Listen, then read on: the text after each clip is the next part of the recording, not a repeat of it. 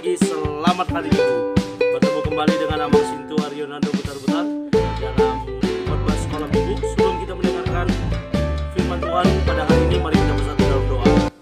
Terima kasih Bapa, terima kasih Yesus untuk segala kasih dan kebaikan kemurahan Tuhan yang Tuhan berikan kepada kami sampai dengan pagi hari ini.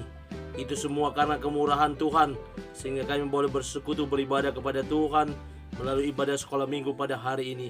Ini kami Tuhan, kami menyerahkan ibadah kami ke dalam tangan pengasihan Tuhan. Terlebih lagi kami akan mendengarkan kebenaran firman Tuhan. Berbicara bagi kami Tuhan, karena kami telah siap untuk mendengarkan kebenaran firman Tuhan. Dalam nama Yesus kami sudah berdoa dan mengucap syukur. Amin. Firman Tuhan buat kita pada pagi hari ini, Amang Sintu ambil dari kitab 2 Raja-Raja pasal yang ke-22, ayat yang pertama sampai yang ayat yang kedua. Adik-adik bisa buka Alkitabnya atau bisa baca dari running text di bawah ini. Demikian kesaksian firman Tuhan. Yosia Raja Yehuda, kitab Taurat ditemukan kembali. Yosia berumur 8 tahun pada waktu ia menjadi raja, dan 31 tahun lamanya ia memerintah di Yerusalem. Nama ibunya ialah Yedida binti Adaya dari Boskat. Ia melakukan apa yang benar di mata Tuhan dan hidup sama seperti Daud, bapa leluhurnya, dan tidak menyimpang ke kanan atau ke kiri. Adik-adik semua, yang menjadi judul firman Tuhan buat kita pada pagi hari ini, sebagaimana dalam nats ini adalah kecil sudah berani. Adik-adik semua, kita boleh belajar dari Raja Yosia pada pagi hari ini, bagaimana Raja Yosia yang dipilih oleh Allah menjadi raja melalui garis keturunan orang tuanya, di mana sebagai Raja Yehuda merupakan garis keturunan dari Raja Daud leluhurnya, dan dia menunjukkan bagaimana keberaniannya sebagai seorang anak yang masih berusia 8 tahun. Dia dinyatakan dalam nats ini bangkit menjadi raja, menggantikan kerajaan yang sudah berganti, dan saat ini dialah yang naik tahta menjadi raja. Dikatakan dimulai dari usia 8 tahun. Adik-adik, siapa yang usia 8 tahun di sini? Wah, ya, banyak yang usia 8 tahun. Deren baru mau 8 tahun. Ya, Gilbert mau 12 tahun. Artinya masih seusia sekolah minggu, dia sudah naik tahta menjadi seorang raja. Adik-adik, dia raja kecil yang memegang tampuk kepemimpinan sebuah kerajaan yang besar, yakni Israel, yang ditinggalkan oleh orang tuanya, yang ditinggalkan oleh leluhurnya. Dan dialah saat ini menjadi seorang raja untuk memimpin sebuah bangsa yang besar sekaliber bangsa Israel. Adik-adik semua, bagaimana menjadi seorang raja, dan padahal dia adalah seorang anak kecil, kita boleh belajar dari sosok Yosia yang berani ini. Raja Yosia yang kecil ini, yang kemudian dia bertumbuh, diajari, dibimbing, diarahkan untuk menjadi raja sebagaimana leluhurnya, yakni Raja Daud, yakni Raja Salomo, yang pernah memimpin bangsa Israel, bangsa Yehuda, menjadi sebuah kerajaan yang besar, menjadi kerajaan Israel Raya pada zamannya. Adik-adik semua, apa yang bisa kita pelajari dari sosok Raja Yosia ini? Yang pertama dikatakan bagaimana keberaniannya, ya, dijelaskan jati diri Yosia sebagai seorang raja. Dia adalah anak atau ibunya bernama Yedida binti Adaya dari Boskat. Lalu dikatakan apa yang dilakukan, keberanian apa yang dilakukan oleh Raja Yosia? Ia melakukan apa yang benar di hadapan Tuhan, di mata Tuhan, dan hidup sama seperti Daud bapa leluhurnya. Luar biasa, dia melakukan apa yang benar. Kadang-kadang adik-adik, kalau kita melakukan hal yang benar, ada juga orang yang tidak suka. Demikian pula pada saat itu, raja-raja yang melakukan hal yang benar tidak disukai oleh para bawahannya, tidak disukai oleh kerajaan-kerajaan yang lain. Dan ini dipilih oleh Yosia. Dia mau belajar melakukan apa yang benar di mata Tuhan. Dia mau melakukan apa yang sesuai dengan kehendak Tuhan. Ini yang boleh kita pelajari dari sosok tokoh yang bernama Raja Yosia ini. Dia mau belajar untuk melakukan yang benar di hadapan Tuhan. Bahkan dikatakan dia meneladani, yang kedua, dia meneladani hidup leluhurnya, yaitu Raja Daud, dikatakan dia hidup sama seperti Daud bapa leluhurnya.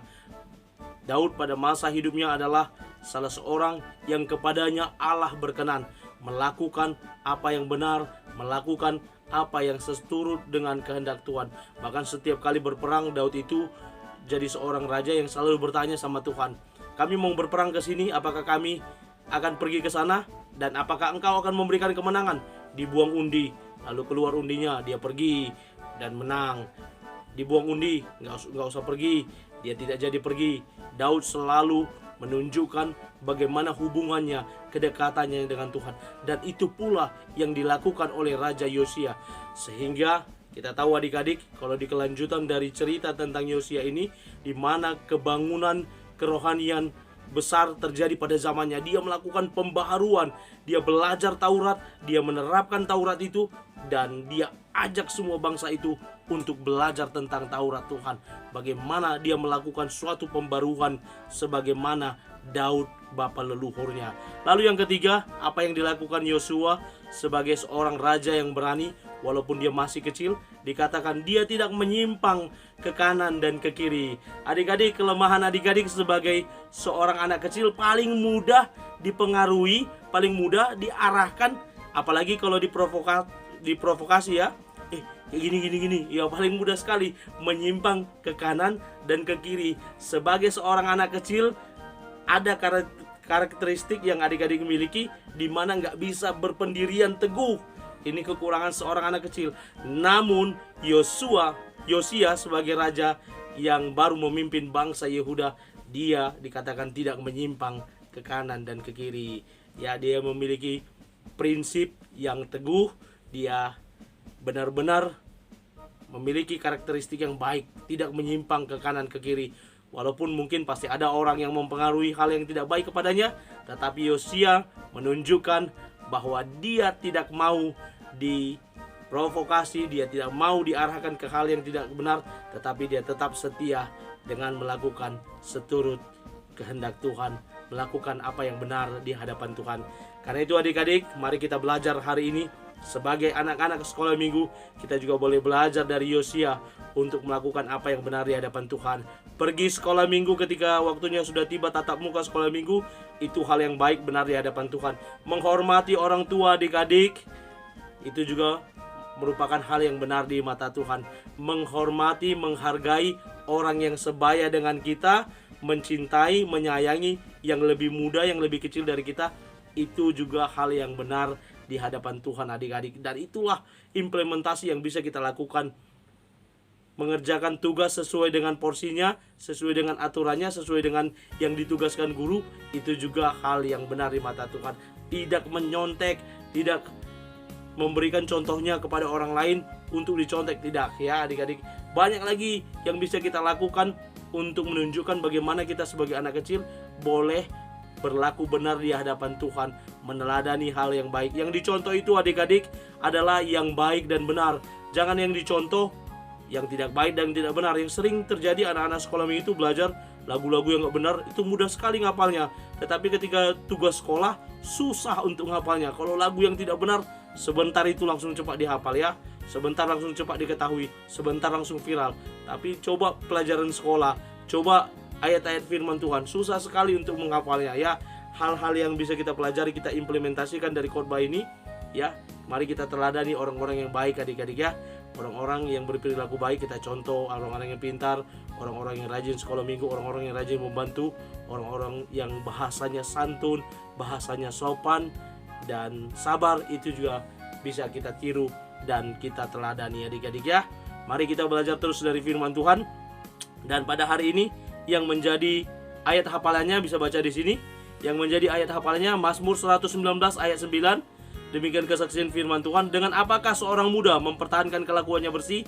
Dengan menjaganya sesuai dengan firman-Mu. Itu adik-adik yang menjadi ayat hafalannya. Mari kita jaga kelakuan kita. Kita jaga, kita pertahankan hal yang baik dalam diri kita. Dan dengan apa kita menjaganya? Seturut sesuai dengan firman Tuhan. Baik adik-adik, semangat terus belajar dari kebenaran firman Tuhan, karena firman Tuhanlah yang menjadi rema, yang menjadi terang bagi hidup kita sebagai anak-anak sekolah minggu. Amin. Kita bersatu dalam doa. Terima kasih Bapa, terima kasih Yesus untuk firman-Mu yang boleh kami dengarkan pada pagi hari ini. Mampukan kami untuk menjadi anak-anak sekolah minggu yang meneladani Yosia, yang belajar melakukan yang benar di hadapan Tuhan, meneladani Bapa leluhurnya Daud, meneladani orang-orang yang baik, yang berperilaku benar, dan kami juga boleh berpendirian teguh, tidak menyimpang ke kanan ke kiri. Jadikan kami anak-anak sekolah minggu yang manis. Jadikan kami anak-anak sekolah minggu yang boleh menunjukkan bahwa kami mempertahankan kelakuan kami bersih seturut dengan firman Tuhan. Terima kasih Bapa, terpuji nama Tuhan. Dalam nama Yesus kami sudah berdoa dan mengucap syukur. Amin. Terima kasih adik-adik semua yang sudah menonton video channel YouTube Amang Sintua Butar-Butar. Semangat terus beraktivitas. Yang sudah mulai belajar tatap muka, semangat belajarnya adik-adik. Mulai lagi dengan kenormal yang baru. Tetap jaga protokol kesehatan. Salam sehat dari Amang Sintua Butar-Butar. Shalom.